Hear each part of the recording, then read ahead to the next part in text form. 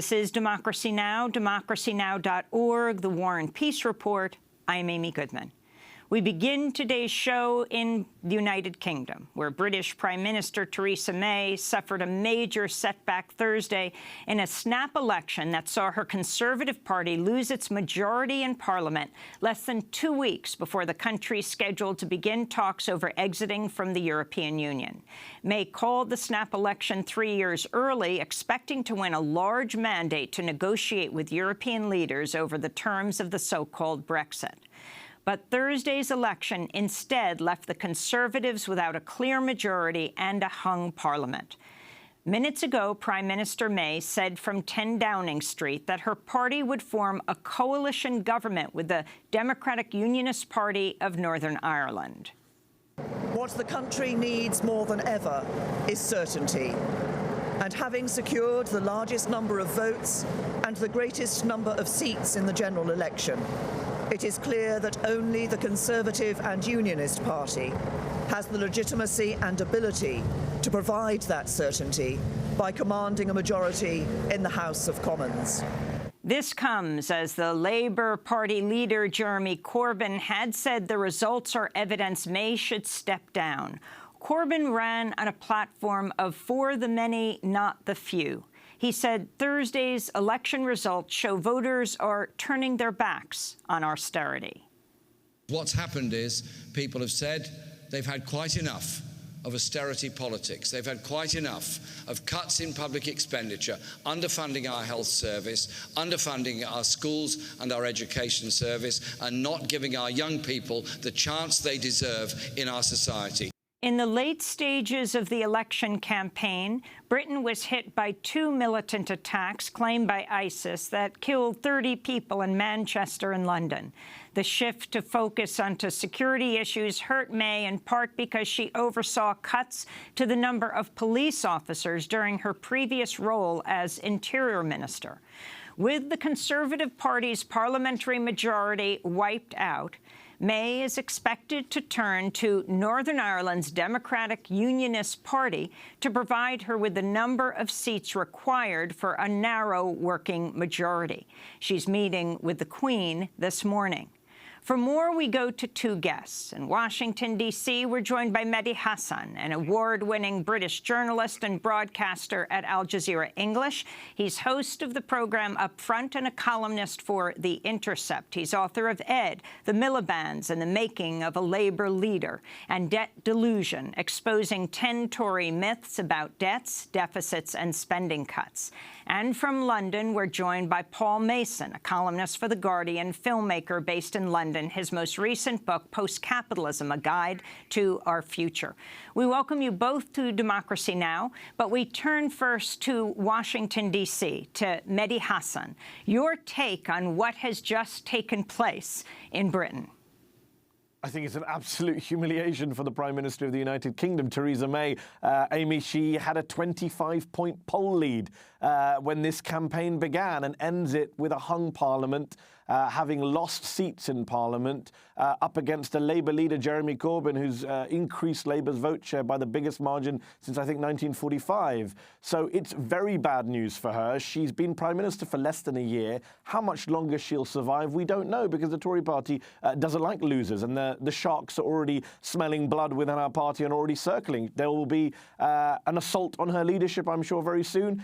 And as for her government, I mean, Amy, you mentioned this coalition with the DUP, which my friend Owen Jones on Twitter this morning called the political wing of the 18th century. I mean, they're a deeply reactionary and bigoted party with ties to all sorts of paramilitaries. The irony of forming a coalition government with them when she ran a campaign in which she repeated in every interview, in every speech, that she would bring about strong and stable government. And the last thing she has given the UK this morning is strong and stable government. It's an embarrassment for her, and it's probably the end of her political career. Paul Mason, you're right there in London. The Prime Minister has just spoken from 10 Downing Street. Explain what's taking place right now. So the Prime Minister, Theresa May, didn't need to call this election. She called it, and instead of getting an extra majority that would help her get through her legislative programme and this so-called hard break with Europe, the hard Brexit, She failed completely. She lost more seats than she gained, and she's had to go for this alliance with this, right-wing, religiously sectarian party. Whether it's stable or not, it removes one of her key negotiating positions. I mean, it's a bit arcane for American viewers, but this party in Northern Ireland wants there to be no border between Northern Ireland and the Irish Republic after Brexit. But to do that, you have to have a deal. Now, Theresa May's negotiating position relies on the threat of walking away without a deal. So as of right now, she can't do that. It's an inconsequential threat, and the negotiating partners in Europe, the other 27 countries, completely understand this. So she has completely weakened her own position. Is it a done deal that she will form a coalition with this Northern Irish party, the Democratic Unionist Party, and explain exactly what this party is? In Northern Ireland, you had 20 years of religious civil war and nationalism versus Irish nationalism versus unionism. They were on the unionist side, the side which sent in troops, a rather large number of troops, to suppress the nationalist rising. Now, their roots are in the constitutional aspect of that, but there are many people involved in that party now who have a background in the armed struggle on the British side, just as much as Sinn Féin, the Irish Nationalist Party, have a background in armed struggle on the other side. It is a deeply religious conservative party. It is anti-abortion. It is anti-women's rights. It's anti-gay rights. It wants to close shops on Sunday. It will be well at home in a Donald Trump rally in a way that Theresa May would not be. And remember, we have the remnants of religious rivalry here in many British cities where there are Irish communities. So to choose one side in the Northern Irish conflict and put them into government is going to play really badly, not just in one of our main trading partners, Southern Ireland, but also in British cities like Liverpool and Glasgow. So it's an act of desperation, and it's an act of desperation born of total strategic failure of a kind that should really have this woman clearing her bags out of 10 Downing Street right now. What does this mean, Mehdi Hasan? What does this mean for Brexit, for Britain leaving the European Union? It means that we were already flying blind when it came to Brexit. I mean, Theresa May and her government were famous for saying Brexit means Brexit when they were asked what their strategy is.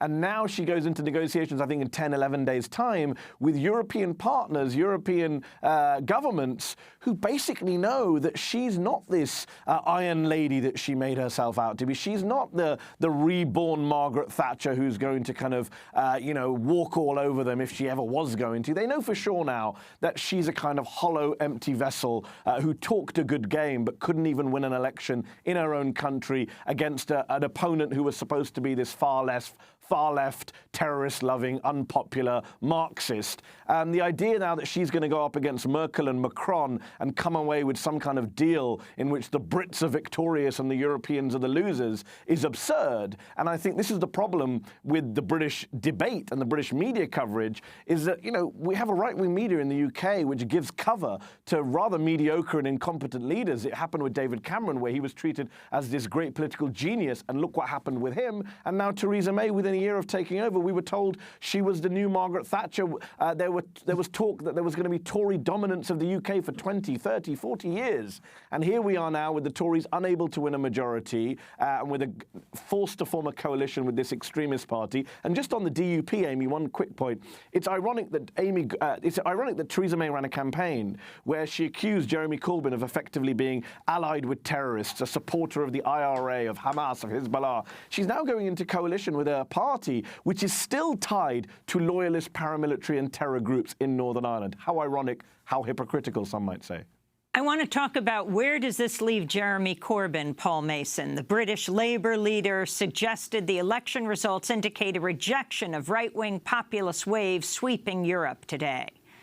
The participation in this election by many who have not participated in elections before shows the determination to do something very differently in this country and take a different stance towards the rest of the world. Though the polls indicated that it was going to be a sweep for Theresa May, by late last night it looked like, well, it was possible that Jeremy Corbyn could become prime minister. Talk about where he is now, the platform he ran on, Paul, and could he be prime minister very soon? He could be prime minister in autumn, in the fall. When we started 6 weeks ago, we were polling 24% and the Conservatives were polling close to 50%. The real result last night, we polled 40% and the Conservatives polled 43%. We added 3 million votes to 9 million we already had. What were those votes? Well, in the last election 2 years ago, a quarter of young people under the age of 24 voted. Last night, it was 72%. But it wasn't just that. Corbyn mobilized the previously conservative-minded white working class. We think we were getting at least a third, maybe more, people switching from our equivalent of the alt-right to Corbyn. Working class families on extremely low incomes who, all this terror scare stuff was targeted at them, but they saw Corbyn offering them something. Hope in general and money specifically. Absolute pots of money taken from the rich through wealth taxes and through income tax and given to them. And I think when your viewers ask themselves, there's this debate, Bernie would have won in America. Well, we don't know whether that's true, but we know how he could have won by observing what Corbyn did, because he rode a wave of enthusiasm. He created this epic sense of possibility that grew and grew. But you'll have seen the pictures of the massive rallies he was addressing. Last night, there were some streets in London where there were so many campaigners knocking on doors, it looked like some kind of disturbance. It was like there were so many people in the streets, people were opening their doors saying, hey, what's going on? And they were saying, we're just campaigning for Jeremy. The popular British blogger Richard Seymour tweeted, imagine if Corbyn's parliamentary colleagues hadn't repeatedly knifed him in the back for 2 years. Imagine what this could be. Do you agree with this, Paul Mason? It's not just that, because, of course, I think the two-thirds of the members of Parliament for Labour had a complete imagination bypass and failure. They didn't understand that this was possible, and they only thought, quite genuinely and quite rationally for them, that left-wing politics means isolation and the shrinkage of your vote. We've proved now that it's not true. So I'm in favour of letting bygones be bygones, and I want to actually try and engage them in a constructive synthesis of what they believe and the way they want to work and the way that we, Corbyn supporters in the Momentum movement, want to work. To give a concrete example, we sent teams of campaigners. It's some of them trained by people from the Sanders campaign who came over here. We sent them to two constituencies, two voting areas that the party HQ said could not be won. And they tried to turn them away. They said, go to places that we need to win, not these crazy places. We won both of them. In other words, we, I think, are able to now inspire our colleagues on the centre and right of the Labour Party. And as I think the Democrats, the left of the Democrats are going to have to engage their centrist colleagues in action by showing that it can be done. And finally, Mehdi Hassan, you're a British journalist, but you're based now in Washington, D.C. Do you see parallels to what's taken place in Britain?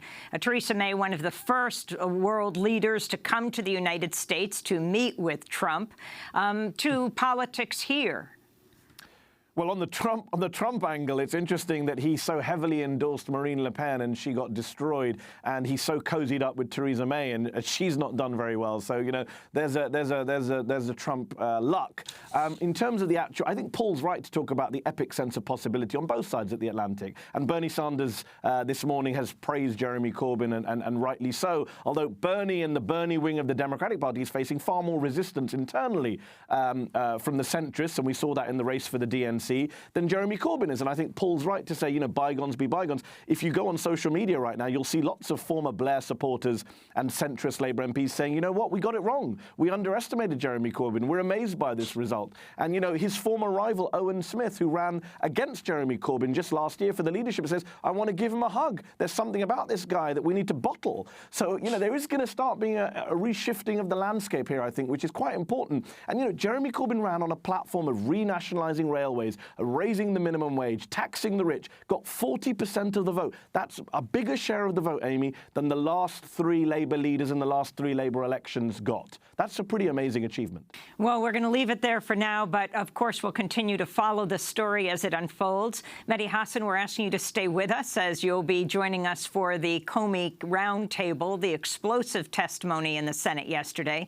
Mehdi Hasan is a British journalist with Al Jazeera English and The Intercept. Paul Mason joining us from Britain, from London, a columnist for The Guardian and a filmmaker as well. This is Democracy Now! When we come back, what James Comey said yesterday before the Senate Intelligence Committee. Stay with us.